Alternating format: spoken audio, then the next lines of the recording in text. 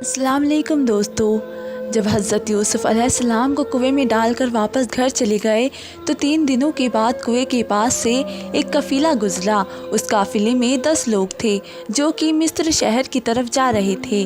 उन लोगों ने बहुत लंबा सफ़र किया था और उनके पास पानी भी ख़त्म हो गया था, इसलिए उन लोगों ने जब दूर से एक कुएं को देखा तो उसी के पास अपने ऊँटों को रोक दिया और अपने में से एक आदमी को कुएं के पास भेजते हुए कहा कि जाओ देखो, अगर उस कुएं में पानी हो तो हमारे लिए पानी ले आओ। वह आदमी जब उस कुएं के पास पहुंचा तो देखा कि डोल की रस्सी कुएं के अंदर पहले से ही पड़ी हुई है। उसने सोचा कि इस रस्सी में डोल बंधी होगी, इसलिए मैं डोल को बाहर ना खींचकर सीधे पानी ही निकालने की कोशिश करता हूँ। और फिर उस आदमी ने रस्सी को हिलाकर अंदर से पानी भरना चाहा तो कुएं के अंदर बैठे 6 साल के हज़रत यूसुफ़ ने जब रस्सी को हिलता देखा तो उस डोल में खुद बैठ गए। बाहर उस आदमी ने समझा कि डोल शायद बहुत बड़ी है, इसलिए उसमें पानी ज़्यादा आ गया है, तो उसने सारा ज़ोर लगाकर डोल को ऊपर खींचा।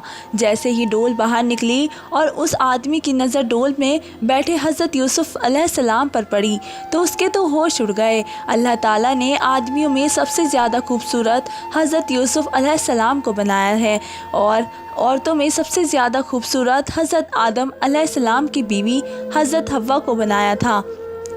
उस आदमी की नज़र जैसे ही हज़रत यूसुफ़ अलैहिस्सलाम पर पड़ी तो वह चिल्लाने लगा कि ऐ मेरे साथियों, देखो ये हमें कैसा खूबसूरत गुलाम कुएं के अंदर से मिला है। सारे कफ़ीले वाले दौड़ते हुए आए और हज़रत यूसुफ़ की खूबसूरती देखकर हैरान रह गए। काफ़िले के सरदार ने कहा कि जल्दी से इस बच्चे को सामान में छुपा दो। मुझे तो लगता है कि ये बच्चा किसी का गुलाम है और भागकर इस कुएं में आ बैठा है। हम इस बच्चे को छुपाकर मिस्र शहर ले जाएंगे और इससे अच्छे दामों में बेच देंगे। उन लोगों ने बहुत जल्दी हज़रत यूसुफ़ को अपने सामान में छुपा लिया और तेज़ी से मिस्र शहर की तरफ चल दिए। रास्ते में हज़रत यूसुफ़ की अम्मी की कब्र पड़ी और उसी जगह पर काफ़िले वालों ने थोड़ी देर आराम के लिए अपने ऊँटों को रोका। तो हज़रत यूसुफ़ अपनी अम्मी की कब्र के पास गए और फिर अपनी अम्मी की कब्र से लिपट कर रोने लगे और कहने लगे कि ए अम्मी जान, काश आज आप ज़िंदा होती तो अपने बच्चे यूसुफ़ की हालत देखती कि कैसे उसे घर से निकाल दिया गया है और बाप से दूर कर दिया गया है। आज उसे दूसरे शहर में ले जाकर बेचा जा रहा है, लेकिन अल्लाह ने हज़रत यूसुफ़ को हिम्मत दी और बचपन ही में उनकी तरफ वही करके फरमाया कि ए यूसुफ़, परेशान ना होना, एक दिन ऐसा आएगा कि तुम बादशाह बनकर बैठोगे और तुम्हारे भाई तुम्हारे सामने शर्मिंदा होकर खड़े होंगे। लेकिन उस वक्त हज़रत यूसुफ़ की उम्र बहुत कम थी, इसलिए अल्लाह के पैगाम को वो समझ न पाए। हज़रत यूसुफ़ अलैहिस्सलाम अपनी अम्मी की कब्र से लिपट कर रो रहे थे कि तभी कफ़ीले के एक आदमी ने उन्हें पीछे से पकड़कर उठाया और ऊँट पर लाकर बिठा दिया और फिर से ये कफ़ीला मिस्र शहर की तरफ चलने लगा। दोस्तों, हज़रत यूसुफ़ की दास्तां भी क्या अजीब है। उस वक्त उस 6 साल के बच्चे पर क्या गुज़र रही होगी कि जब उसे वतन से दूर बाप से जुदा करके बेचने के खातिर एक बाज़ार की तरफ ले जाया जा रहा होगा। 2 दिनों के सफ़र के बाद ये काफ़िला मिस्र शहर पहुंचा। इन काफ़िले वालों को बराबर डर लग रहा था कि कहीं इस बच्चे यूसुफ़ के मालिक ना आ जाए और हमसे ये बच्चा छीन ना ले।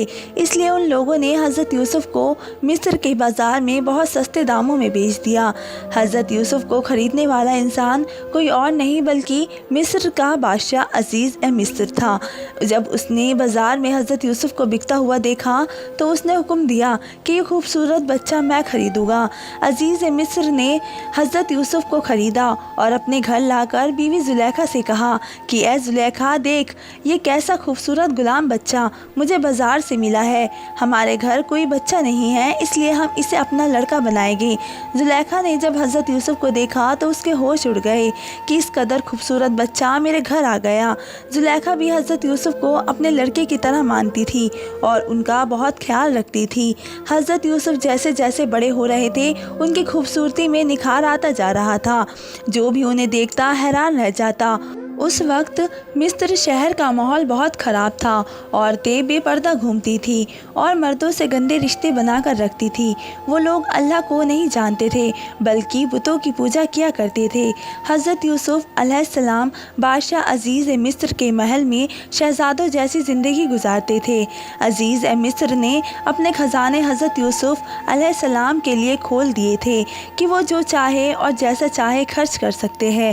حضرت یوسف علیہ السلام بہت نیک مزاج لڑکے تھے اور اپنی ماں زلیخا اور اپنے باپ عزیز مصر کی خوب خدمت کیا کرتے تھے۔ وقت گزرتا گیا اور حضرت یوسف 16 سال کے ہو گئے۔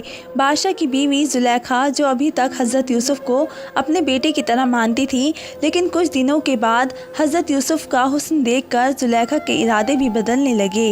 وہ حضرت یوسف کو گندے ارادوں سے چھوتی اور انہیں اپنی خوبصورتی دکھا کر اپنی طرف مائل کرتی، لیکن حضرت یوسف ایک نبی کے لڑکے تھے اور ان کے اندر اللہ کا ڈر اور کوٹ کوٹ کر بھرا ہوا تھا، اس لیے وہ اپنی ماں زلیخا کے بارے میں ایسی گندی باتیں کبھی سوچ بھی نہیں سکتے تھے۔ آخر ایک دن زلیخا نے دیکھا کہ میرے شوہر کسی کام سے محل کے باہر گئے ہوئے ہیں، تو اس نے خود پر قابو نہ رکھ کر حضرت یوسف کو اپنے کمرے میں بلایا۔ وہ کمرہ ایسا بنا ہوا تھا کہ اس کمرے تک پہنچنے میں 7 لوہے کے مضبوط دروازے لگے ہوئے تھے۔ زلیخا نے حضرت یوسف کو اندر لا کر ہر دروازے پر ایک مضبوط تالا لگا دیا اور دروازے کے باہر محل کے درباریوں کو کھڑا کر کے کہہ دیا کہ جب تک میں اجازت نہ دوں اندر کسی کو بھی آنے مت دینا، اور پھر زلیخا حضرت یوسف کو لے کر اپنے بیڈ پر جا کر لیٹ گئی۔ حضرت یوسف کھڑے تھے اور زلیخا سامنے بستر پر لیٹی حضرت یوسف کو اپنے ساتھ گندا کام کرنے کے لیے بلا رہی تھی۔ زلیخا بھی بہت زیادہ خوبصورت تھی، کیونکہ بادشاہوں کی بیویاں عام طور سے خوبصورت ہی ہوا کرتی تھی۔ بادشاہ اپنے پورے ملک میں سب سے خوبصورت لڑکی سے ہی شادی کیا کرتے تھے، تو بادشاہ کی بیوی زلیخا بھی حسن کی ملکہ تھی کہ اس کی بھی خوبصورتی دیکھ کر لوگ حیران ہو جاتے تھے۔ لیکن زلیخا کا دل آج حضرت یوسف پر آ گیا تھا اور وہ اپنے بیڈ پر لیٹی حضرت یوسف کو گناہ کی دعوت دے رہی تھی، اور حضرت یوسف علیہ السلام پہلے تو زلیخا کے ارادے سمجھ نہ سکے، کیونکہ حضرت یوسف زلیخا کو اپنی ماں سمجھتے تھے اور انہیں امی کہہ کر بلاتے تھے۔ لیکن جب زلیخا نے آگے بڑھ کر حضرت یوسف کا ہاتھ پکڑا اور انہیں اپنی طرف کھینچا تو حضرت یوسف بھی زلیخا کے ارادے سمجھ گئے۔ قرآن کے اس منظر کو کچھ اس طرح بیان کیا ہے کہ جس وقت زلیخا نے حضرت یوسف کو اپنی طرف بلایا تو حضرت یوسف کا بھی کچھ ارادہ بنا، کیونکہ وہ بھی ایک نوجوان لڑکے تھے۔ لیکن اچانک اسی وقت اللہ کی مدد آ پہنچی اور حضرت یوسف نے کہا کہ اللہ کی پناہ میں ایسا کام ہرگز نہیں کروں گا۔ میرے مالک نے مجھے رہنے کو گھر دیا ہے اور مجھ پر اتنا بڑا احسان کیا ہے کہ میں بھائیوں کے ظلم کا شکار ہو کر کنویں میں ڈالا گیا اور در بدر کی ٹھوکریں کھائی۔ آج میں اس محل میں شہزادوں والی زندگی گزارتا ہوں، اس لیے میں اپنی مالک کو کبھی دھوکہ نہیں دے سکتا۔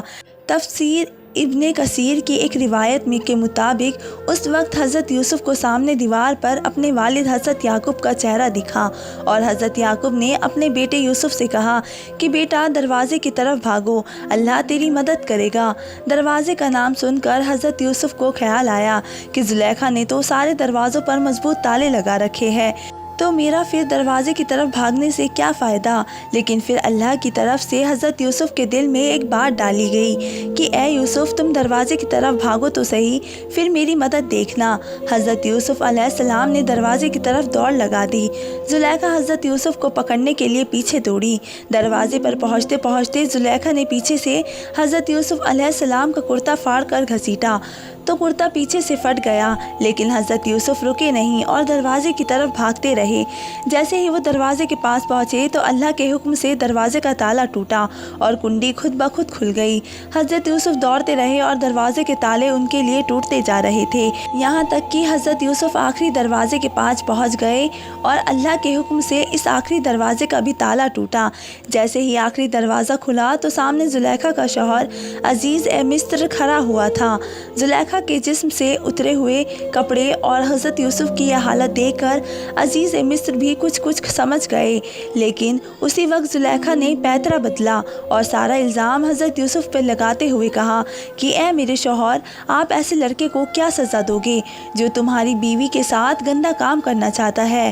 زلیخا نے کچھ اس طرح کی بات کی کہ عزیز مصر کو بھی یقین ہو جائے کہ اصل گناہگار حضرت یوسف ہے۔ حضرت یوسف علیہ السلام نے جب دیکھا کہ زلیخا نے سارا الزام الٹا انہی پر ڈال دیا تو حضرت یوسف علیہ السلام بھی بول اٹھے اور کہنے لگے کہ اے بادشاہ سلامت، میری کوئی غلطی نہیں ہے، میں تو انہیں اپنی ماں کی طرح سمجھتا ہوں۔ انہوں نے خود ہی مجھے اپنے ساتھ برا کام کرنے کے لیے کمرے میں بلایا تھا، اور پھر جب میں نے انکار کیا اور دروازے کی طرف بھاگا تو آپ کے سامنے آ کر یہ سارا الزام میرے اوپر ڈال رہی ہے۔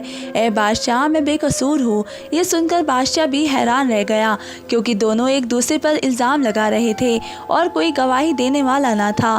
حضرت یوسف علیہ السلام بہت چھوٹے تھے، صرف 16 سال عمر تھی، اور یہ حالت دیکھ کر ان کی آنکھوں میں آنسو بھر آئے، کیونکہ حضرت یوسف علیہ السلام سمجھ گئے تھے کہ بادشاہ تو اپنی بیوی کی ہی بات مانیں گے، میں تو محل کا نوکر ہوں، بادشاہ میری بات کیسے مانیں گے۔ حضرت یوسف کی آنکھوں میں آنسو تھے اور دل ہی دل میں اللہ سے فریاد کر رہے تھے کہ اللہ مجھے اس گندے الزام سے بچا لیجئے۔ بادشاہ نے دل ہی دل میں سوچا کہ اپنی بیوی کی بات ماننے میں ہی فائدہ ہے، کیونکہ اگر میں نے اس وقت یوسف کو سچا مان کر اپنی بیوی پر الزام ڈال دیا تو پورے ملک میں میری کو بہت بدنامی ہوگی، اور لوگ کہیں گے کہ بادشاہ کی بیوی اپنے نوکر کے ساتھ گندا کام کرتی ہے، پھر تو میں منہ دکھانے کے بھی لائق نہیں بچوں گا، اس لیے یوسف پر ہی الزام ڈالنا بہتر ہوگا۔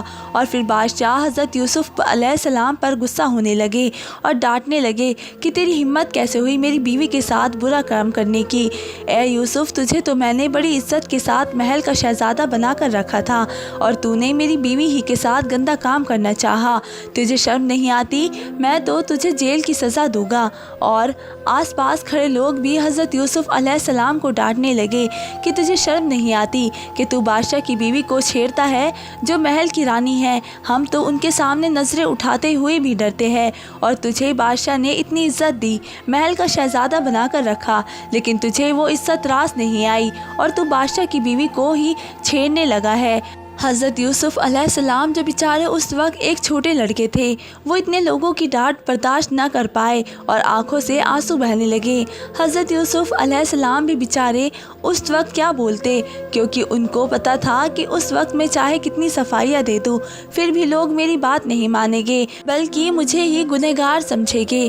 اس لیے آنکھوں کے آنسو کے ساتھ حضرت یوسف علیہ السلام کے دل ہی دل میں اللہ سے دعا کرنے لگے کہ اے میرے پروردگار، جیسے آپ نے کمرے کے دروازے میں میری حفاظت فرمائی تھی اور دروازے کے تالے میرے لیے توڑ دیے تھے، تو اب تیرا یوسف تیری بارگاہ میں فریاد کر رہا ہے کہ اے اللہ میری مدد فرما، یہاں کوئی میری سننے والا نہیں ہے۔